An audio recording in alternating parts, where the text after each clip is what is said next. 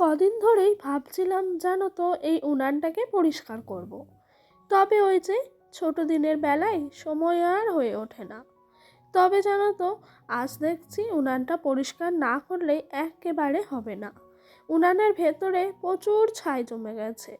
তাই আজকে সকালে বাসি কাজকর্ম সেরে সবার প্রথমে চলে এসেছি এই উনানটাকে ভালো করে পরিষ্কার করতে। আর উনানের ভেতরে এত ছাই জমেছিল এক গামলা মতো। আর আজকেও তোলা হতো না জানো ছাইটা।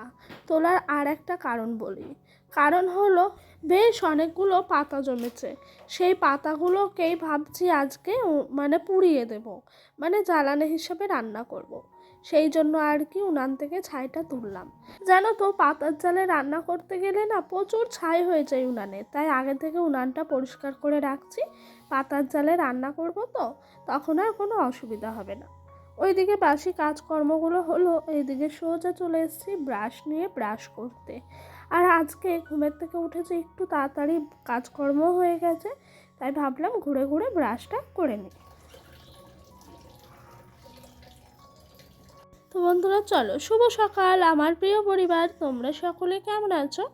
আশা করছি যে যেখান থেকেই আমার ব্লগটি দেখছো সকলে ভালো আছো।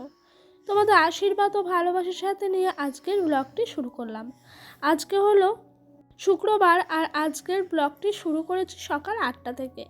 ওদিক দিয়ে মোটামুটি করে কাজকর্ম হলো, এদিক দিয়ে সোজা চলে এসেছি চা বানাতে। তো প্রথমে এক ফ্ল্যাক্স জল গরম করে রাখলাম। জানো তো ফ্ল্যাক্সটা খুলতেই দেখি অনেকটা জল ছিল। সেই জলটা একটা গ্লাসে ওই দেখো রেখেছি, রেখে বাটি চাপা দিয়ে রেখেছি, যদি কেউ খায় তখন দিতে পারবো। আর সকালবেলায় ফ্ল্যাক্সে জল গরম করে না রাখলে সারাদিন আর সময়ই পেয়ে উঠি না যে ফ্ল্যাক্সে জল রাখবো। তবে একটু পরেই জানো তো লাগবে জলটা, কেন জানো, ডোডোর জন্য লাগে। ও ঘুম থেকে ওঠে, ওকে মুখ টুক পরিষ্কার করতে হয়, সেই কারণে আমি গরম জল দিয়েই করি। আর ওইদিকে দেখো টুকুস করে একটা কাজ সেরে নিলাম। ওই যে তেলের শিশিটা আছে না, জমানো তেল, সেখান থেকে একটু তেল নিয়ে নিলাম। আজকে তেল ছিল না জানো সকালে, মানে প্রত্যেক দিনের যেই তেল থাকে সেখানে তেল বাড়ন্ত পড়েছিল। আর আজকে সকালে একটু গাজর দিয়ে আলু দিয়ে ভাজা করব, সেই কারণে ওখান থেকে কিন্তু তেলটা নিয়ে নিলাম। দেখেছো, তোমাদের সঙ্গে গল্প করতে করতে এদিক দিয়ে আমার চাটা হয়ে গেল। ওদিক দিয়ে প্রথমেই শাশুড়ি মায়ের জন্য চা তুলে রেখেছি, উনি তো চিনি ছাড়া খান, তাই সেই কারণে নুন দিয়ে দিয়েছি। আর আমরা তো চিনি দিয়ে খাই, আমি আর শ্বশুর মশাই, সেজন্য আমাদের চাটা চিনি দিয়ে ভালো করে ফুটিয়ে নামালাম। তবে আমি চা করলে জানো তো তেজপাতা দিই। তেজপাতা দিলে না একটা বেশ সুন্দর সেন্ট আসে। যাই হোক, চাটা খেয়ে এদিক দিয়ে কাটাকুটিতে বসে পড়েছি। এই দেখো সবার প্রথমে গাজর আর আলুগুলোকে ভালো করে কুচি কুচি করে নিয়েছি। ওদিক দিয়ে আমার রান্নাবাড়ি হয়ে গেল সকালকার, এদিকে দুপুরকার খেতে দিতে এসেছি। টোটোর পাপা বসেই আছে, তো ওকে বলছি চলো খেতে দিই। তো ওই দেখো ওকে দিয়েছি ভাত তরকারি, আর ও বলছে দেখো কি সুন্দর করে মেখেছি, তুমি খেয়ে নাও। এদিক দিয়ে শাশুড়ি মাকে একটা কাজ দিয়ে বসিয়েছি। আমি বলছি আমাকে একটু এই বেতের শাকগুলো বেছে দিতে। কেন জানো তো, এই বেতের শাকগুলোকে না না বাছলে পরে আমি একা হাতে পারবো না, আর অনেকটা পরিমাপের শাক। আর আমার শ্বশুরমশাই মাঠের থেকে তুলে আনেন, উনি গোড়া শুদ্ধ সব নিয়ে চলে আসেন, খুঁটিয়ে খুঁটিয়ে তোলার ওনার সময় থাকে না, সেই কারণে আর কি শাকগুলো উনি বেছে দিচ্ছেন। আর ওই দিক দিয়ে দেখো ডোডো স্কুল থেকে এসছে, খিচুড়ি নিয়ে এসছে অঙ্গনারী স্কুল থেকে, খিচুড়ি আর ডিম। তো এই দিক দিয়ে আমার শ্বশুরমশাই কিন্তু দিয়ে গেলেন, আমি ঢেলে আমার জন্য একটু নিলাম। আজকে খুব ইচ্ছা হচ্ছে খিচুড়িটা খাবো, দেখে খুব ভালো লাগলো, যেন মন চাইলো খিচুড়িটা খাওয়ার জন্য। তো আমি শ্বশুরমশাইকে বললাম থাক আমি খেয়ে নেবো। ওদিক থেকে তোমাদের সঙ্গে গল্প করতে করতে সকলেরই খাওয়া দাওয়া হলো, এই পর্যায়ে এসে বাসনগুলো মেজে নিচ্ছি। এখন বাজে ঘড়ির কাঁটায় 10:30 মতো। আজকে সকালের খাওয়া দাওয়া সমস্ত কিছু হয়ে গেছে, বাসনগুলোও কিন্তু ঝটপট করে মেজে নিচ্ছি। জানো তো এই শীতকালটা এলে পরে না আমাদের যেন সংসার চালাতে প্রচুর খারাপ অবস্থা চলে আসে। কারণ কি জানো তো, ডোডোর পাপার একদিন কাজ হয়তো 2 দিন হয় না, তার মধ্যে রয়েছে কিস্তি, অনেক কিছু, অনেক একটা সংসারে কত কিছুই রয়েছে বলো। তাও কিন্তু সমস্ত কিছু হাসি মুখে পার করে দিই। কেন জানো তো, বুদ্ধি আর ধৈর্য দিয়ে। আমি যদি আমার ধৈর্য হারিয়ে ফেলি তাহলে সেই মানুষটা কিভাবে নিজের মধ্যে ধৈর্য রাখবে। ছেলেদের ধৈর্য তো মেয়েদের তুলনায় অনেকটাই কম হয়, তাই জানো তো সবসময় নিজের ধৈর্য আর বুদ্ধি দিয়ে সংসারটাকে চালানোর চেষ্টা করি। এই ধরো আজকেই কিস্তি রয়েছে, তার সাথে সংসার চালানোর অনেকটা পরিমাপের টাকা লাগে। প্রত্যেক দিন 5টা মানুষের পেট চালানো কম ব্যাপার না, সকাল থেকে রাত অবধি। তো সেই কারণে জানো তো সেরকমভাবে পয়সা নেয়। তবে ঘরে কিছুটা চাল আমি সরিয়ে রেখেছিলাম, আমি বললাম আজকে চাল বাড়ন্ত যখন চাল আনতে হবে না, আমি সেই চালটা চালিয়ে নেব। আর ওদিক দিয়ে শ্বশুরমশাই যেহেতু মাঠের থেকে এই শাকগুলো তুলে এনেছে, ভাবলাম এই শাকগুলো করব। আর তোমাদের একদিন আমি ব্লগে দেখিয়েছিলাম যে আমার শ্বশুরমশাই পাশের জমি থেকে কিছুটা মূলো নিয়ে এসছে বলতে ওনারা যখন তুলছিল গিয়ে উনি কাজ করছিল মনে হয়, তখন ওনাকে আবার ভালোবেসে দিয়েছে। তো সেই মূলো দিয়ে আলু দিয়ে ঝোল করব, আর এই দিক দিয়ে দেখো শাকগুলো করব। তবে কিছুটা মতো তোমার ছিল গাজর, সেই গাজরটা সকালে ভাজা করলাম, টোটোর জন্য একটু রেখে দিয়েছি। ও বাচ্চা মানুষ তো মূলো আলু তরকারি খেতে পারে না, তাই ওকে ওই দিয়ে খাওয়াবো, আর ডিম সেদ্ধ স্কুল থেকে দিয়েছি সেটা খাওয়াবো। তো এই দেখো শাকগুলো কি টাটকা না বলো, এগুলো জমির শাক জানো, কত সুন্দর। এক ধোয়া দিলাম, ধুয়ে আবারও এক ধোয়া দিয়েছি। ওদিক দিয়ে কাজকর্ম গুছিয়ে এদিক দিয়ে সোজা এসছি। এ দেখো ডোডোর জন্য একটু ডিম আর একটু আলু ভাজা রেখে দিয়েছিলাম, তার সাথে বেতর শাকটা হয়ে গেল। ওই শাকটা আমি কিন্তু ওইদিকে রেখে দিয়েছি। আর এই দেখো গল্প করতে করতে মূলো শাকটাও হয়ে গেল। আচ্ছা একটা কথা বলি তোমাদের, তোমরা এই বেতর শাক, কেউ বলে বেথুয়া শাক, এই শাকটার অরিজিনাল নাম কি কেউ কি জানো? আমি না জানি না, তোমাদের যদি জানা থাকে আমাকে অবশ্যই বলো কিন্তু। কেন জানো তো আমি ভীষণ কনফিউজ। আমার বাপের বাড়িতে বলে বোতর শাক, এখানে বলে বেতের শাক, আবার কেউ কেউ বলে বথুয়ার শাক। সেই জন্য আমার না ভীষণ কনফিউজ যে এই শাকটার আসল নাম কি। যাই হোক, গল্প করতে করতে এই দেখো এদিকে মূলোটা তো হয়ে গেল, মূলোটা নামিয়ে নিলাম। আর ওই ভাইজির সাথে একটু গল্প করছি, আর আলুগুলো কিন্তু একটু ভেঙে দিলাম। আমাদের বাড়িতে আবার ডোডোর বাবা তরকারির মধ্যে গোটা গোটা সব আলু থাকলে পছন্দ করে না, আলুটা একটু মানে ঝোলটা একটু গাঢ় গাঢ় হলে পছন্দ, তার জন্য আলুগুলো ভেঙে দিলাম। তো ওইদিকে আমার তরকারি পাতি রান্না হয়ে গেল, ঘরেই রেখে দিয়েছি। এদিক দিয়ে দুপুর গড়িয়ে বিকেলের কাছাকাছি, এখন বাজে 3:30 4টে। স্নান সবে সারলাম, আজকে অনেকটা বেলা হয়ে গেল, ডোডোর খিদেও পেয়ে গেছে। আমি স্নান করে আসাতেই বলছে খিদে পেয়েছে মা, খেতে দাও। তো ওকে বলছি দাঁড়া বাবা, আমি সিঁদুরটা পরে ঠাকুরটা নমস্কার দিয়ে নিই, তারপরে কিন্তু তোকে আমি খেতে দেবো।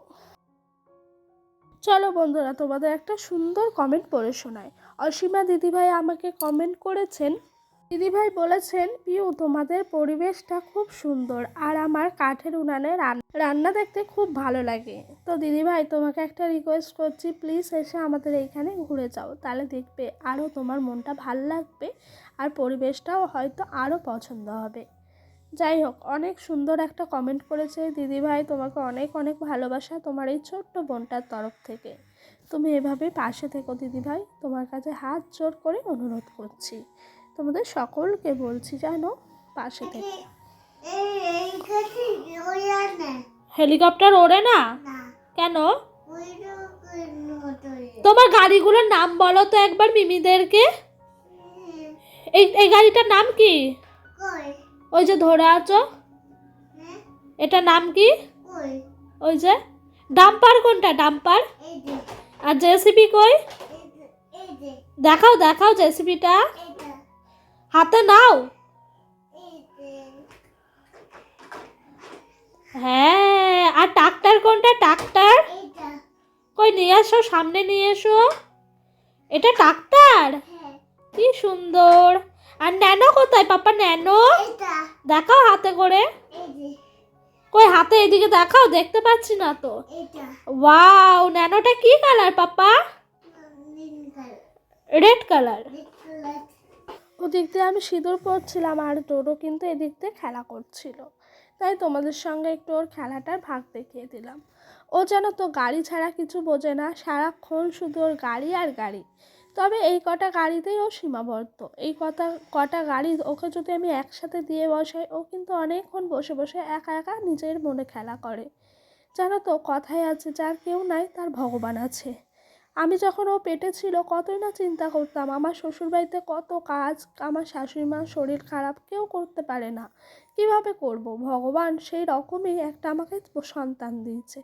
কেন জানো তো, যে আমার পরোয়া করে না, ও নিজের মতো করে নিজে থাকতে পছন্দ। ও ছোট থেকে যেন যদি একটু পেট ভরে খাইয়ে দিতাম, নিজের মনে খেলা করতো, নিজের মতো করে থাকতো। তবে সেই অভ্যাসটা এখনও রয়ে গেছে। ওকে আমি পেট ভরে খাইয়ে দিলে কি সুন্দর থাকে। তবে এখন তো খাওয়াতে পারিনি। এখন আমি স্নান করে ঠাকুর প্রণাম করলাম, সিঁদুর পরলাম, তারপর খাইয়েছি। এখন একবারে বিকেল করেই যাচ্ছে, সন্ধ্যার মুখোমুখি, ওই 4:45 মতো বাজে। তো এদিক দিয়ে জামা কাপড়গুলো মাঠের কাছে মেলা ছিল, সেগুলোই তুলে নিচ্ছি। এখন জানো তো, যদি না তুলে নিই এরপরে কিন্তু ভালোই অন্ধকার হয়ে যায়। আর এই দিকটায় আসতে আমার ভীষণ ভয় করে। কেন জানো, সন্ধ্যার পরে এই দিকটায় প্রচুর পরিমাণে শিয়াল থাকে। আর শিয়ালগুলো এত জোরে জোরে ডাকে, কি বলবো তোমাদেরকে। তো সেই জন্য আমি যেন এই বিশেষ করে এই শীতকালটায় সন্ধ্যা হলে আর বেরোয় না, মানে ওই সন্ধ্যাবাতি দিয়ে ঘরে ঢুকে পড়ি, আটা টাটা মেখে। তারপর ডোডোর পাপা আসে, তারপরে কিন্তু রুটিটা করতে যাই, তারপর সকলকে দিই। আমার ভীষণ ভয় লাগে এই শিয়ালের ডাক, এই সমস্ত জিনিসগুলো শুনতে। তো এই দেখো, এই দিক দিয়ে বিকালের বাসনগুলো রেখে দিলাম, যাচ্ছি।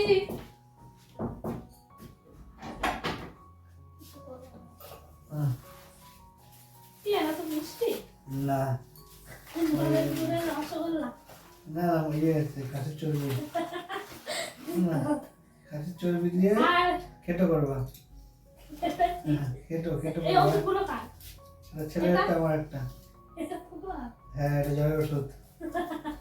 জ্বরের ওষুধ এটা। হ্যাঁ, জ্বরের ওষুধ। আর এটা ছেলে। হ্যাঁ, ওটা অ্যান্টিবায়োটিক। গরম মিষ্টিগুলো। তো গরমে তো নিয়ে দেখলাম, পরে নিয়ে এলাম। ওয়াও, দেখো বন্ধুরা, আমি আসলে বিয়েতে গেছিলাম, মিষ্টির দোকান গেলাম। শীতের দিনে নলেন গুড়ের গরম গরম মিষ্টি খেতে কতই না ভাল লাগে। আজকে ডোডোর পাপা 5টা রসগোল্লা নিয়ে এসছে আমাদের বাড়ির সকলের জন্য। আর আমি তো ভীষণ খুশি এই রসগোল্লাগুলো হাতে পেয়ে। তো চলো, রুটিও হয়ে গেছে, এবার খেতে দেবো। আজকের মতো ব্লগটা এই পর্যন্তই। ভালো লাগলে অবশ্যই লাইক কমেন্ট করো। সকলে ভালো থেকো, সুস্থ থেকো, বাই। দেখা হবে নেক্সট ব্লগে।